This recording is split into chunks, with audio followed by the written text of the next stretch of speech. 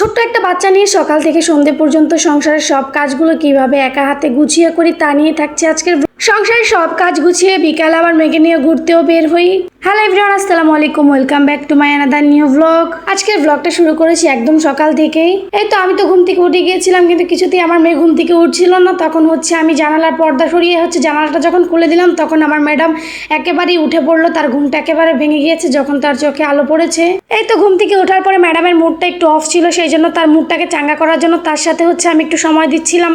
এখানে তো আমি তার মুডটা ঠিক করার জন্য তার সাথে একটু দুষ্টুমি করছিলাম। প্রত্যেকটা বাবা মারই উচিত বাচ্চা ঘুম থেকে উঠলে তার সাথে একটু সময় দেওয়া। এই তো দুষ্টুমি শেষে তার বরাবরই রুটিন, তাকে নিয়ে আসলাম ব্রাশ করার জন্য। এখানে তাকে আমি হেল্প করতে চাচ্ছিলাম, কিন্তু সে আমার হেল্প নেবে না, সে নিজেই একাই করে ফেলবে। সে বলতেছিল সে নাকি অনেক বড় হয়ে গিয়েছে। আর আপনারা যারা আমাকে কমেন্টস সবসময় বলেন আপু ডেইলি ভ্লগ দাও, তো তাদের জন্য এখন থেকে আমি প্রতিদিনই চেষ্টা করবো একটা করে ডেইলি ভ্লগ দেওয়ার।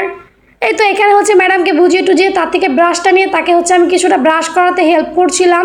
তো ম্যাডাম একদম রেগে গিয়েছিল যে আমার ব্রাশ আমিই করব।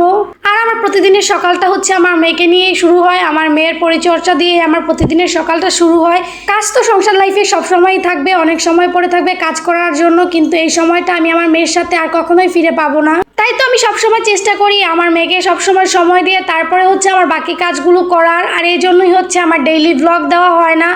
আমার মেয়ে যেহেতু অনেক ছোট, ওকে সময় দিতে দিতে আমার অনেকটাই সময় কেটে যায়। এই তো এখানে মেয়েকে ব্রাশ করিয়ে দিয়ে তাকে জামা কাপড় সুন্দর করে পরিয়ে দিয়ে তাকে নাস্তা খাইয়ে তারপরে তার ফিশদের খাবার দেওয়ার জন্য তাকে নিয়ে চলে আসলাম অ্যাকোরিয়ামের কাছে। এটা আমার মেয়ের পছন্দের অ্যাকোরিয়াম।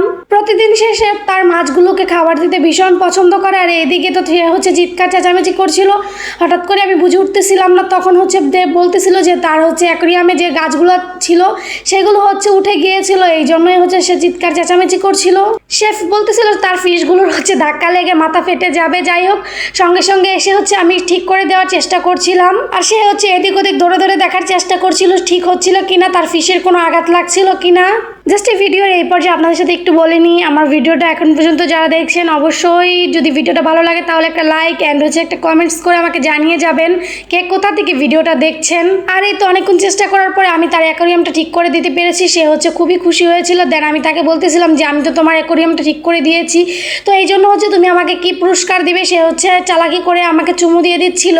আর এরপরে তো তার সব কাজ সেরে আমি বিছানা টিছানা ঠিক করতে চলে আসলাম। এর মধ্যে ঘর টর ঝাড়ু দেওয়া যেগুলো আমি অফ ক্যামেরায় করেছি। ফার্স্টেই তো এখানে আমি বিছানা ক্লিন করে নিচ্ছিলাম। বিছানা টান থাকলে আমার সারাদিন খুবই ভালো লাগে, মানে পুরো ঘরটাই আমার কাছে লাগে যেন আমার ঘরটা পরিপূর্ণ সুন্দরভাবে সাজানো আছে। আর এই যে আমার মৌমাছিটা সবসময় আমার সাথে লেগে থাকে, মানে আমি যেই কাজই করি না কেন, যেখানেই যাই না কেন, সে তো সবসময় আমার সাথে লেগে থাকে। এই তো ঘর বাড়ি সবকিছু ক্লিন করে সুন্দরভাবে গুছিয়ে তারপরে দুপুরে রান্নার জন্য চলে গিয়েছিলাম। দুপুরে রান্না করব, সেই জন্য প্রিপারেশন নিচ্ছিলাম। এখানে আমার মেয়ের জন্য আমার জন্য অল্প করে দুপুরে রান্না করছিলাম। যেহেতু আমরা বাসায় দুজন মানুষ, সেই জন্য আমি আর আমার মেয়ে, সেই জন্য অল্প করে একটু মাছ বোনা অ্যান্ড একটু টমেটোর চাটনি করেছিলাম। টমেটোর চাটনিটা আমার মেয়ে ভীষণ পছন্দ করে। এক কথায় বলতে গেলে সে এটাকে আচার মনে করে খায়। দেন এই তো দুপুরে সব কাজকর্ম সেরে চুলার সঙ্গে সঙ্গেই মুছে নিলাম। দেন মা মেয়ে গোসল টোসল করে একদম ফ্রেশ হয়ে তারপরে বিকালের দিকে একটু বাইরে ঘুরতে যাওয়ার জন্য বের হচ্ছিলাম। আমার মেয়ে তো সবসময়ই জাস্ট বলতে থাকে মাম্মি আমি ঘুমালে তুমি আমাকে বাইরে ঘুরতে নিয়ে যাবা কিনা। তো সেই জন্য তাকে কথা দেওয়ার সাথে সাথে আমি কথা রাখারও চেষ্টা করি। তাকে কম হোক বেশি হোক বা দূরে হোক কাছে হোক, তাকে একটু ঘুরিয়ে নেওয়ার চেষ্টা করি। এই তো এখন দেখতে পাচ্ছেন আমার মেয়ে বাইরে যাওয়ার জন্য কতটা এক্সাইটেড। যাই হোক, আজকের ভিডিওটা এই পর্যন্তই। সবাই ভালো থাকবেন, আল্লাহ হাফেজ।